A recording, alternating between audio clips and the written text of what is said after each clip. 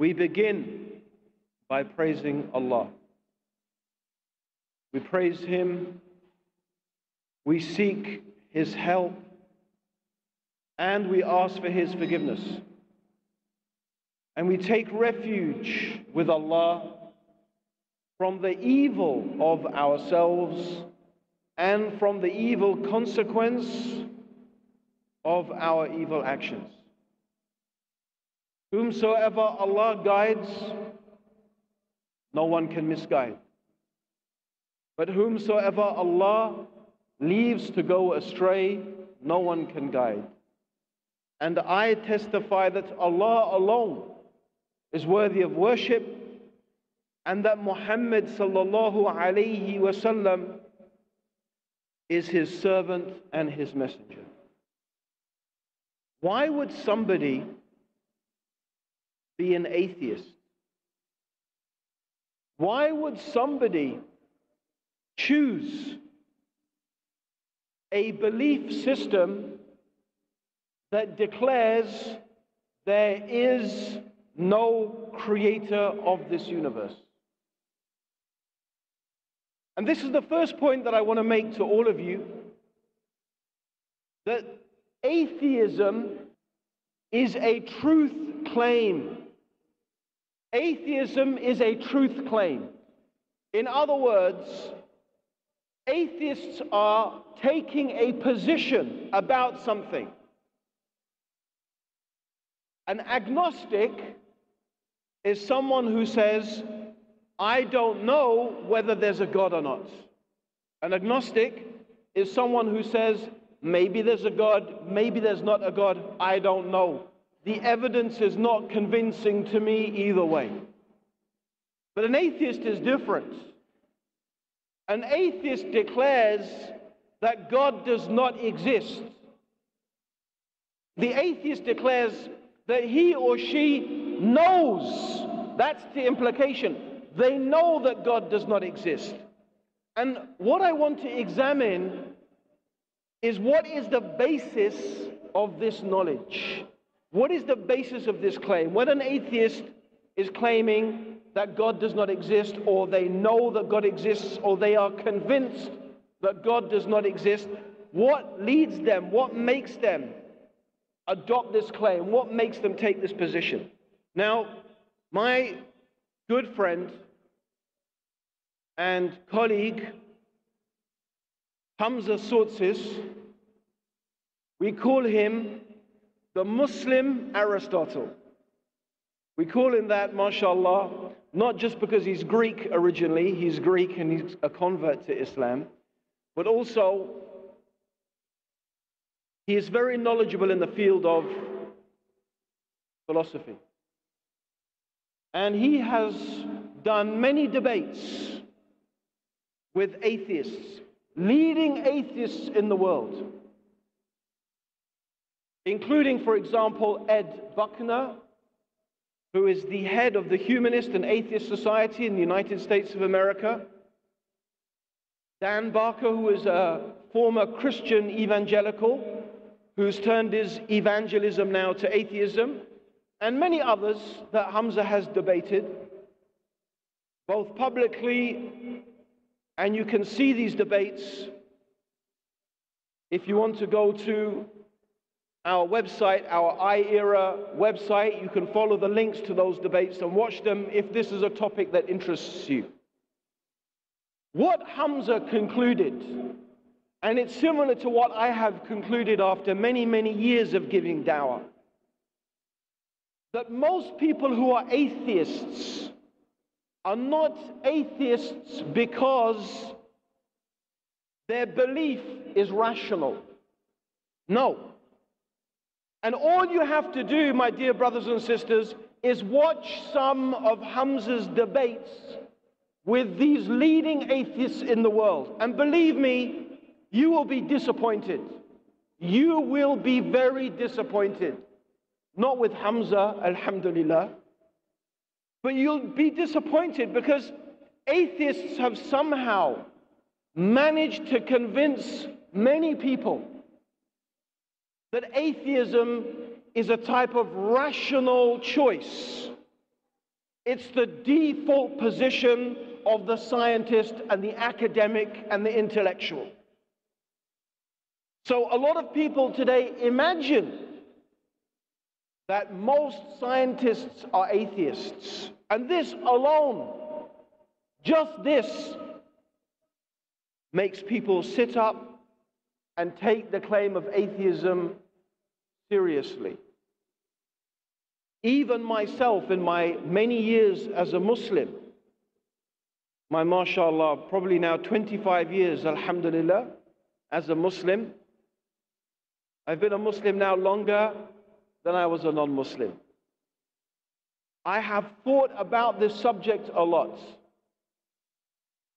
How can we prove the existence of Allah?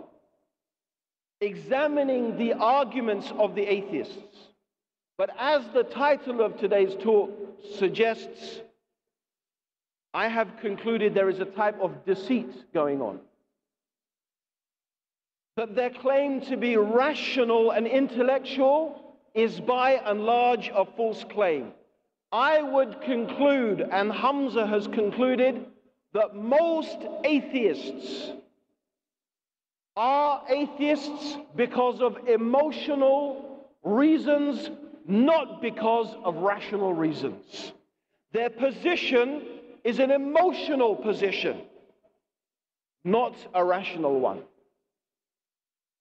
And I think that the two most obvious reasons for a person to be an atheist, and there are other reasons, but the two most apparent reasons for a person to be an atheist is, number one, the person feels that God has let them down. And this is what both me and my colleague Hamza, through experience, we have found, that a lot of people, and this is often people who are formerly religious, become atheist because they feel that God has let them down. I used to pray, they would say. I used to be religious. I used to believe in God. But then such and such thing happened to me in my life. Such and such difficulty came to me in my life. How could God do that to me? I used to pray, they would say. I used to be religious. I used to believe in God. But then such and such thing happened to me in my life. Such and such difficulty came to me in my life. How could God do that to me? How could God sit there and let me face this difficulty? He should have rescued me. He should have saved me. He should have taken me away from this. In other words, they experience some difficulty in their life, and they feel that, perhaps they feel they are so special that God should have looked after them. And this itself, of course, comes from a wrong concept of God and a wrong concept of our relationship with God. As we Muslims know, life is a test. As Allah subhanahu wa ta'ala mentioned in the Quran, الَّذِي خَلَقَ الْمَوْتَ وَالْحَيَاةَ لِيَبْلُوَكُمْ أَيُّكُمْ أَحْسَنُ عَمَلًا وَهُوَ الْعَزِيزُ الْغَفُورُ. In the Quran, the Creator, Allah the Creator, is telling us that I have created life and I have created death, or I have created death. الَّذِي خَلَقَ الْمَوْتَ. I have not created death and life except to test, except to see which of you is best in conduct. And He is Aziz, He is the mighty, and He is Ghafoor, He is the forgiving. So life is a test. The nature of the test is that there will be hardship and there will be ease.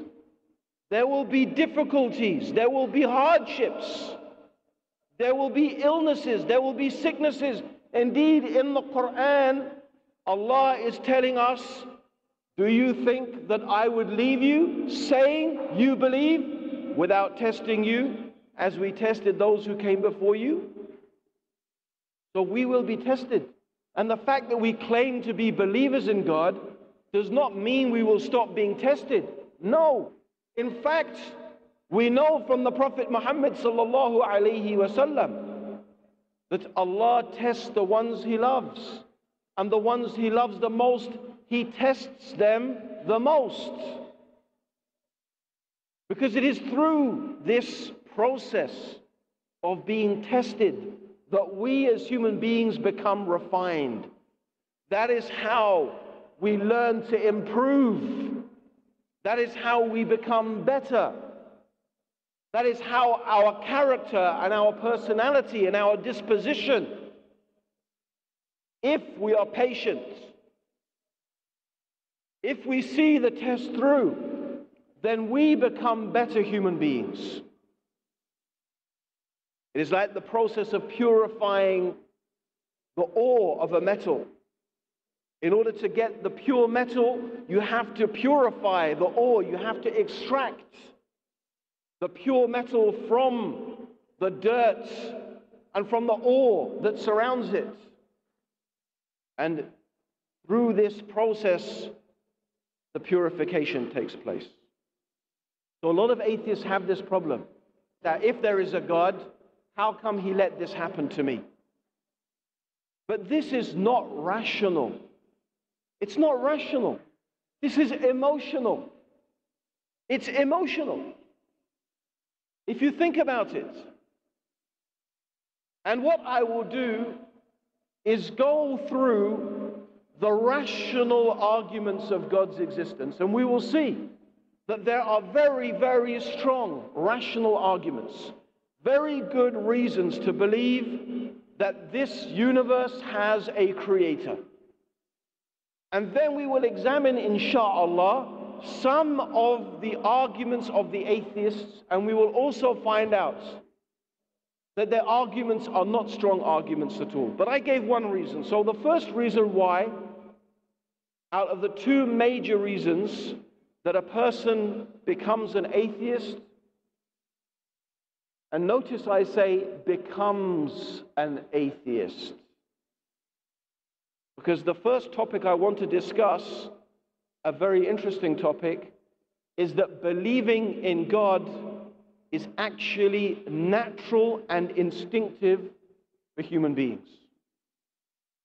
So becoming an atheist is a decision that a person takes. Human beings are naturally born believing in the Creator. It's our environment and circumstances that take us away from that. Atheism is an acquired position. It's not a natural one. It's unnatural. The second reason why people become atheists is because they simply don't like the idea of having to live by rules, other than the rules they make for themselves.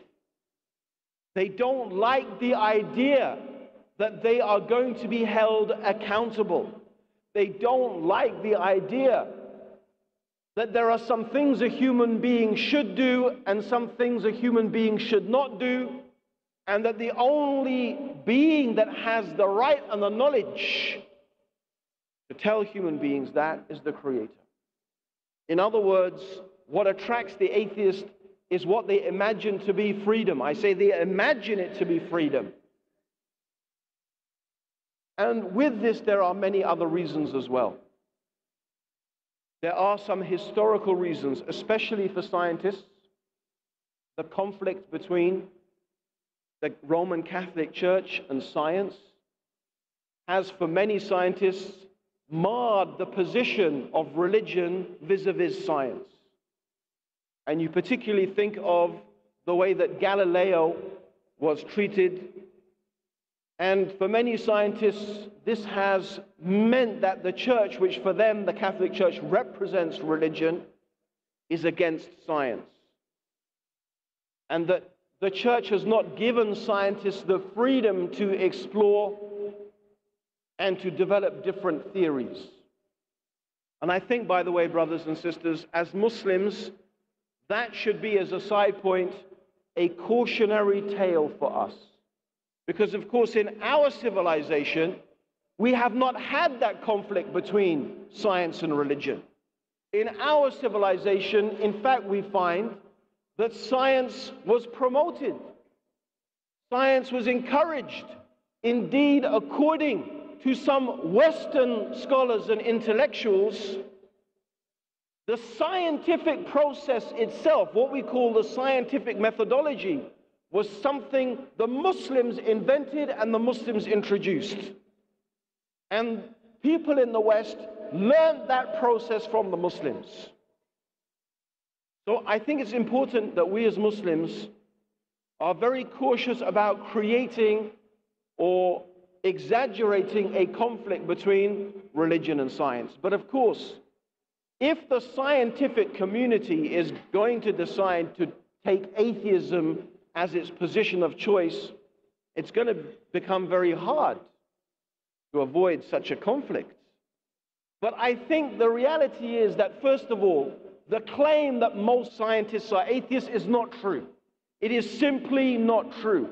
In fact, if you look at some of the greatest minds in science, like Albert Einstein, it is very clear from reading Albert Einstein that he believed in the existence of a creator. Newton, of course, who is famous in many ways, he's one of the giants of science, also believed in the existence of a creator. And interestingly enough, for many years of Darwin's life, he also believed that there was a God. It's only towards the end that it seemed that he expressed doubts about that. So this claim that the scientific community is an atheist community is not really a true claim at all. Now, my dear brothers and sisters, what I want to do is I want to go through some of the arguments that are put forward by people who believe that the Creator exists. And I want to introduce a set of arguments or a direction of discussion that is quite new.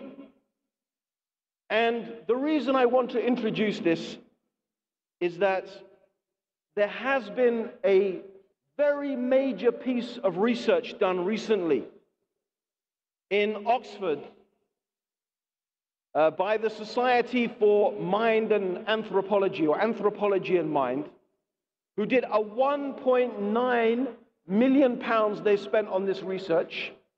As far as I remember, there were over 60 academics involved in this research from all over the world. So this was a major piece of scientific research in the realm of human psychology and anthropology. And after many years, they concluded that the belief in God, the religious belief, and the belief in afterlife is not something that is taught by our parents. It is something instinctive and natural in the human being. That in fact, the very human thought process itself is shaped by religious values. This is very significant. Because of course, this agrees with exactly what Islam has been saying, that every human being is born upon the fitrah. In other words, every human being, as the Prophet Muhammad sallallahu alaihi wasallam said, is naturally inclined to worship God alone. And as the Prophet sallallahu alaihi wasallam said, it is only our parents that make us diverge away from that natural inclination to single out God for worship and make us followers of different religions or no religion at all. So this is the nature of the human being. And it's interesting that this very extensive piece of research has confirmed that. And we all have instincts. Animals, by the way, operate on instinct. What makes the human being different from the animal is that the human being has reason. We have the ability to reason, whereas animals, they rely upon instincts. And we have also what we call reflex action. So, for example, If I pick up something that is hot, mashallah, not the Quran, but something that is very hot, I don't have to think. There's no process in my brain saying, this is very hot, I must drop it. No. You do it instinctively. You drop it instinctively. This is a reflex action. This is something that is not rational. This is just something that is part of our intrinsic makeup. In order to keep on holding something hot, you have to train yourself. You have to learn to bypass your normal instinctive, which a human being can do. We can learn to bypass those reflex actions and force ourselves to hold a hot coal. This is unique to human beings. Consciousness, that ability to use our mind to override our instinctive reactions. However, this instinct is there, and the belief in God is instinctive. What is the proof? What is the proof of this? It's very interesting that one of the, what we could call the high priests of atheism, Richard Dawkins, was recently on a TV show, and he was being interviewed. And he was saying in this interview, you know, most Christians, they don't know anything about their Bible. They just don't know about their book. So the interviewer said, okay, that's interesting. You believe, Mr. Dawkins, you're a big fan of Darwin, aren't you? Of course, yes, Darwin's very important. Could you tell me the full title of his book, The Origin of the Species? And Richard Dawkins started going, oh God. He said, oh God. So he found that this atheist, or this renowned atheist, is being put in a difficult situation. He doesn't know the answer, and he ends up going, oh God, like, oh God, help me, what am I going to say? And this is a guy who says he doesn't believe in God. And actually, this is instinctive. This is instinctive. Allah gives the example in the Quran. Allah gives the example in the Quran of those people who go on a boat. And they go on the boat expecting to do trade and expecting to buy and sell. They go onto this boat, and when they go out to sea, there is a great storm. And Allah describes in the Quran how the waves are coming over them like the roof of a tent. Can you imagine? Huge waves crashing down on top of you. Now, for a bit, the human being will think, okay, the boat is going to save me. The boat is well built. The boat will save me. Or maybe they think the captain will save me. But when the boat starts to disintegrate, to break apart, and the captain gets washed over shore, what do? What do? They start calling upon the Creator. They start saying, oh God, help me. And when they say, oh God, it is not the point, the name is not important. Whether they say God or Allah or Huda or whatever. No, the name is not important. It's the concept that is important. What are they calling to conceptually? Conceptually, in their minds, they are calling upon the being which they know instinctively has power over everything in the universe. That's the one that they are calling to. They know that a being exists instinctively that can rescue them and has the power and the ability to save them from their difficulty. This is the point. Not the name, but the point is the concept. And this is important. Because this being they are calling upon instinctively is not part of the universe. They are not calling upon something that is part of the universe. Nor is this being the universe collected together entirely. No. This is a being they know is distinct and separate from the universe, who has power over it. This, of course, is Allah. This, of course, is the Creator. So this instinctive knowledge, which is major scientific survey now, has found is an intrinsic part of our thought process as human beings. So this is very important, because actually we could almost finish there. We could say to any atheist, you know there's a God. You know it. It's in your nature. Every single one of you knows it. And actually this is the reality. Children are dying, women are dying, there are earthquakes, there is disease. Where is this God? How can He let it happen? However, we soon realize with a bit of thinking that this is not a rational argument. This is an emotional argument. It's based upon emotion. Because the reasons for believing that the universe has a creator are clear.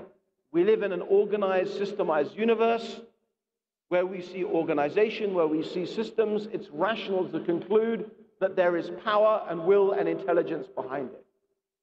So the existence of suffering has got nothing to do with whether there is a creator or not. It's a different question. Actually, the question is, why does God let these things happen? It doesn't prove or it doesn't say anything about whether God exists or not, but it is a question of why. And the only way we can answer that question, why, is when God tells us. In fact, this very question itself leads the rational mind to conclude that we need revelation. We need God to tell us, why is our life the way it is? What is the purpose of our life? What is the reason of our existence? So it's very interesting that the very question of evil and suffering in the world is a question that should lead us to believe not only that there is a God, because the issue has got nothing to do with whether the Creator exists, but it's an issue to do with why.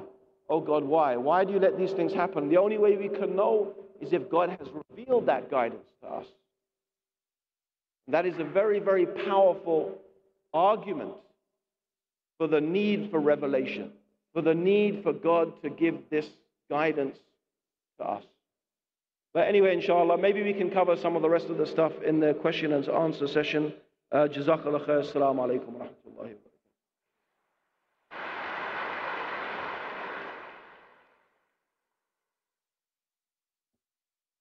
Jazakallah khair, Sheikh AbdurRaheem Green. So now we have come to the time for the question and answer session.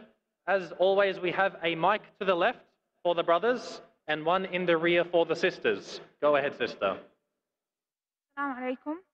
Wa alaikum assalam. My question is just related to what the brothers asked. We know all that God is just and no unjust will happen to any person.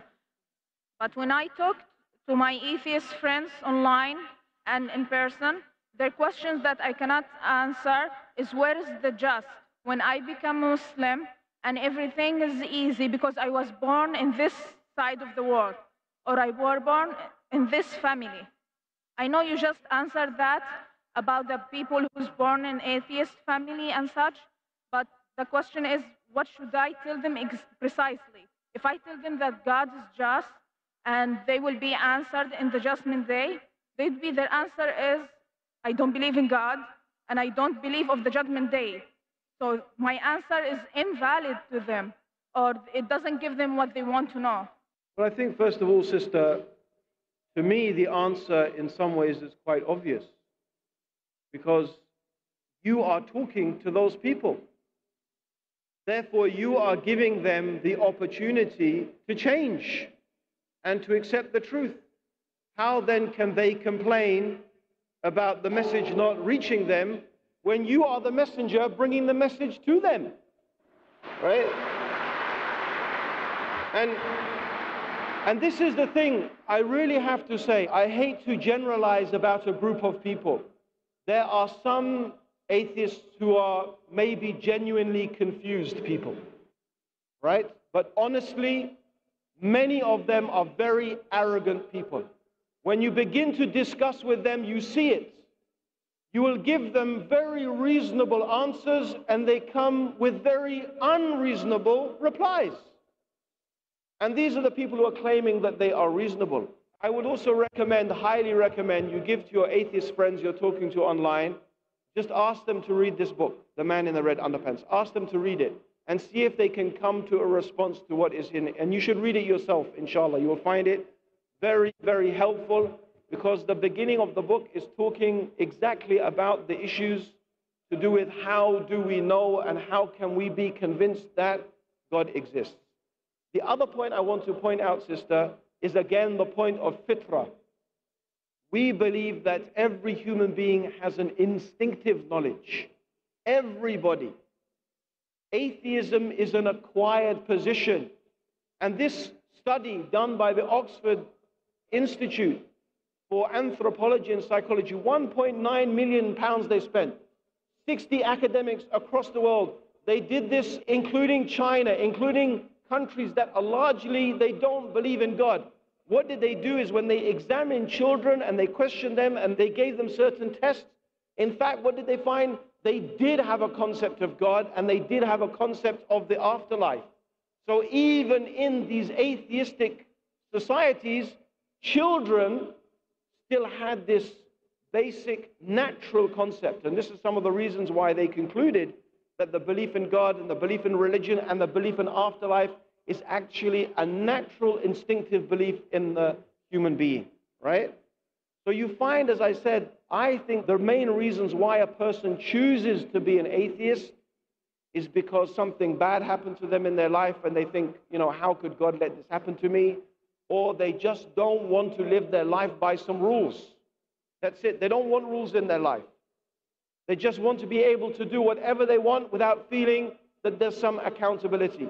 There may be other reasons, and some people are genuinely confused about, for example, the problem of evil.